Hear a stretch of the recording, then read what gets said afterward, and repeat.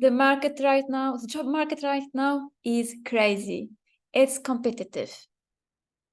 People are looking for jobs. Companies are looking for candidates.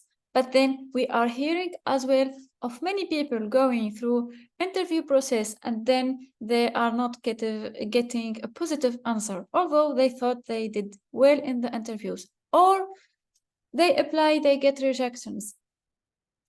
And nobody can deny there is definitely a change in the job market. There is hiring declined across the globe. And if you are in Europe, it ranges between 20% and 35% of decline. However, if you are in Germany, it is only on the 20% range. So it's not that high, high in decline. So there are some countries where it's even higher. And the good thing in this, the job advertisements are still high in number compared to the number of people who are looking for a job. So it's possible to find that job that you are looking for. What you have to do here is to know what the companies, to match the needs of the company so that you increase your chances, because yes, there is more competition. And yeah, so this is the topic of today, what companies are looking for and how you can satisfy the needs of the companies with some practical tips. And latest news from some conferences that I joined lately and people I heard from. Let me first, before going to the topic, introduce myself. I'm Sarah, a certified career coach and interview coach. I'm the founder of Thriving Career Months, and I have experience in tech of more than 7 years between software development and data science.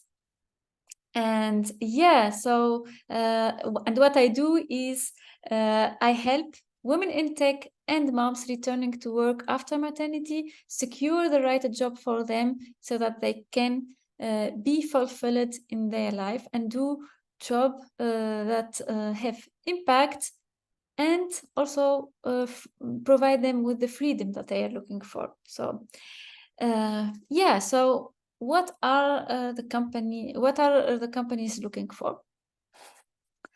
The companies are looking for 3 things, and I can answer them with 4 questions. So the first question that the company wants to know about a candidate is, what is in it for me? What is the value that this person can provide for our company? The value, especially in a competitive market, in declining growth in the economy and so on, it becomes even more important that you show how you can provide value to the company. But that's not only it. So the second thing that comes is the fit. The company also wants to have someone who can work with the other team members, who can handle the work environment that they are in. So they want to know if this person is able to commit to them on the long term, if this person is able to face the challenges that this company face in their working days. So this is also an important aspect that the company is looking for, because it doesn't make sense if they go through the process of hiring and then they find that this person is not the right fit. It's either from their part or the person doesn't find that the company is the right fit. So they want to assess if this person can work well in our working environment with our challenges, with our people challenges here, and anything related to the company challenges. So this is also an important aspect. And then the third thing that they want to know about a candidate is how is it like to work with this person? Does this person has the same values as our company, because no one wants to work with someone that they don't like to work with. So, and to have people who like, to find the right person in terms of likability, they have to share some common values. It could be, for example, one of the company I spoke with recently is the purpose. They share the purpose. They have a common purpose all together, and they work for that purpose. This could be a common value between them. Another value could be the flexibility. If a team member doesn't like the flexibility and wants things to be, let's say, rigid, and so on, a person who rather prefers flexibility would not, none of them would enjoy working with each other. So the likability aspect is also important. Yes, so the order of importance would be rather value to the market right now. So that's the first thing, most important thing, but it's not the only thing that they are looking for. So there is also the right fit and the likability, which is the values. Now I will focus on the value aspect, and not the value, on the value. So I said 2 times the value. So what I mean here, the value is the contribution. So there is the value in terms of contribution and the values in terms of motivation of the person. Like I said, like the flexibility, the purpose, and so on. And in this video, I will give you more details about the contribution aspect. How can you prove to the company that you can contribute? First thing, have a list of a company that you want to target. First thing, that's where you start. Why? Because it allows you to get an idea of what are those companies facing as challenges, what are these companies achieving, what are the latest updates of this company, and it allows you to connect with the specific people. So when you have a specific target, even in companies, then you know who are the right people to connect with, how to build that likability aspect, and also how you can contribute. So we come to the contribution, the value. Once, let's say, for example, you are interested to work in the marketing, and here again I talk about the data science roles. So if you want to work data science for marketing, then you need to know the marketing trends. What are the trends in marketing? And then also, how can data science applied to marketing? And then what are already the available solutions right there in general? So what are the different products? What are the different solutions that are available in the market? And then you look at that company that is in the list of your target, what could be the potential marketing challenges that they are facing? And to have, most likely, companies will not share like, we are struggling in this aspect in marketing or so on. It won't be published publicly. That's why you need to know the trends, the current challenges, and then you see the current solution available, so you can build that assessment yourself of what could be the challenges right now in the marketing industry. And then you can look also at the competitors of the company. So if you are this company is in your list of target company, let's look at their competitors. What are they providing? Where is the potential for this company to grow? So this is something that allows you to see where can you contribute. And in this way, I will suppose that you know what are your skills, what makes you unique, what are your skills, what are your values, and what are your interests. So here I suppose that you know them. For example, I said marketing. So from there, what you are going to do is to say, okay, I have these skills, and there is these challenges for the company. How can I show them that I can contribute to solving their challenges? And from there, you pick a project and try to showcase how you can solve similar challenges. And there is, how can you then pick your project? There is a lot of resources where there is available data sets online. You can also use, so there is many resources where you can use public data sets online. So all it takes is that you have that target, that focus, and then you need to look for a data set and you try to solve that challenge. And that's how you demonstrate your value. And when you pick your project, you don't start right away, just the data set and so on to start to explore it and so on. Try to choose questions to answer.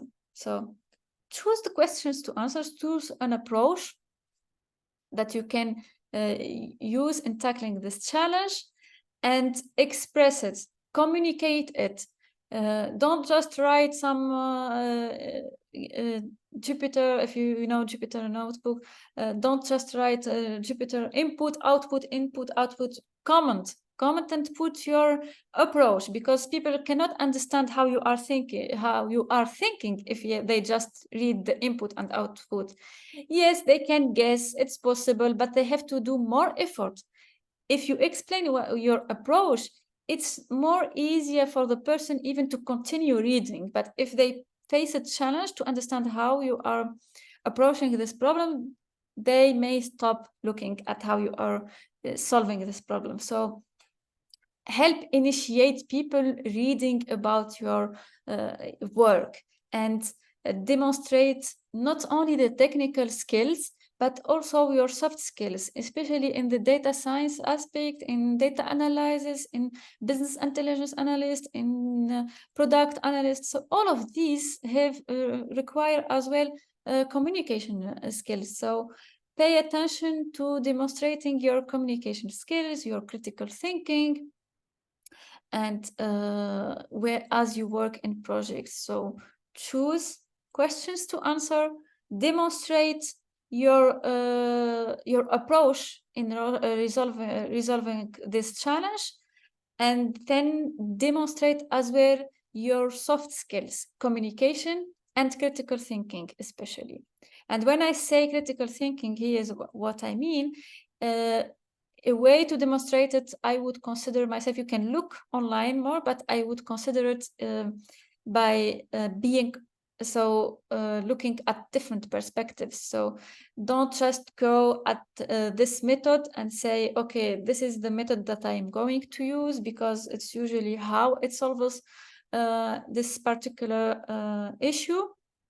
No, try to find some other methods as well, and express how you look at different methods and how you evaluated what made you evaluate that this is the best method to use with the tools that you have. So this is how you demonstrate your value. So you choose, I will summarize again. So you'd have target companies, you do your research, you look at the market trends, current solutions and challenges, and then you assess your skills and how you can help solve these challenges. And then let's say you say a phrase, I can solve these challenges by my skills in and in. So then the question is, how can you demonstrate this? How can you demonstrate this, the value that you can provide? And then where you go to the project. And once you pick a data set to work on a project, first develop an approach to tackling this problem, express that approach, write it down, and demonstrate your soft skills. With this, I hope I answered how you can demonstrate a value. And if you have any questions, please leave in the comments. Yeah, and another thing, yeah, because I said based on a conference that I attended this week. So I attended a conference organized by NVIDIA, and there was Jeremy Howard, who is the founder and researcher in Fast AI. Maybe you already know about it. And they were discussing if further studies is necessary to have like a role in data science, ML, and so on. And what caught my attention is where Jeremy said, based on what he noticed, the people that stand out, like in the data science role, are people who have the domain knowledge. So the domain knowledge is more, when someone knows the domain, they can better understand the challenges of the company, more than the person, for example, that comes with the technical skills, with the technical aspects, and they don't know the domain knowledge, because those people cannot take the initiative fast and really understand the problem. That's why those Jeremy said those who he found that stand out are rather people who have the domain knowledge. And by having this approach of target company and then selecting the project, knowing the industry and so on, you are working on acquiring the domain knowledge besides showing your technical skills.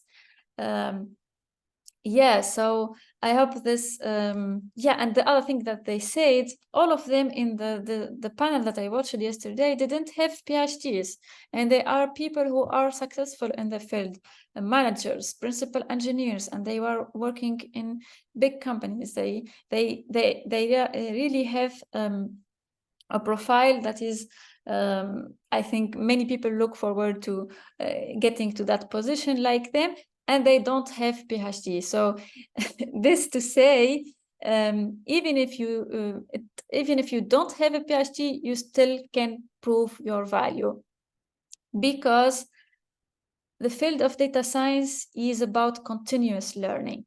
So whatever the person studied, what matters is how they are keeping themselves updated, how they are applying what they are learning, and being practical. So this is what matters most in data science. It's a continuous learning. And that's it for today. Yeah, so if you have any question, keep post in the comments. And also I will share a link about the data analysis approach that Violeta Apkar, who is a senior manager at Indeed, and the data scientist shared it, and I like it how she took its parts on how to approach data analysis. So I also will share it in the comments. And if you are still not finding your way, find a mentor. This is also another thing. Find a mentor. There is a lot of mentoring platforms, paid, unpaid. You can find options in having a mentor, and that will help you to first have the right mindset, because the right mindset is also an important aspect in job search, and then also increase or make your progress faster. When you develop a project and so on, it will increase your accountability and commitment. Again, ask me any question if you have any question, and I hope this is helpful. If you like it and you know someone who is in data science or looking for a new job or transitioning to data science, and this can be beneficial for them, please share with them. And thank you for attention. And that's it for today. See you next time. Bye bye.